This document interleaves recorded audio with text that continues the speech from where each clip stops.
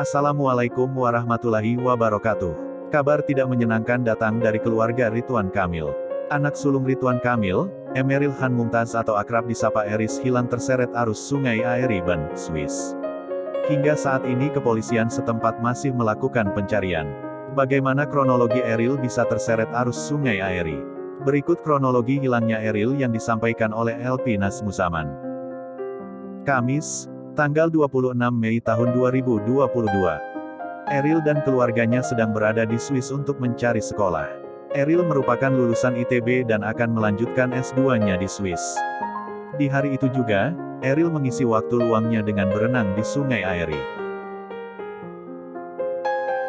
Perwakilan keluarga, LP Nazmuzaman, mengatakan pada tanggal 26 Mei siang itu, suasana cerah. Saat ingin naik ke permukaan, Eril terseret arus sungai yang cukup deras yang sebelumnya sempat mendapat bantuan dari kawannya.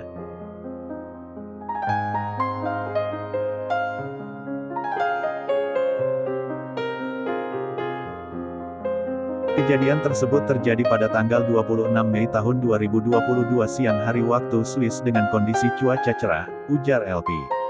Tim SAR setempat kemudian menyisir lokasi kejadian mencari keberadaan Eril. Ridwan Kamil, yang sedang berada di Inggris dalam rangka kunjungan kerja, langsung berangkat ke Ben usai mendengar musibah itu.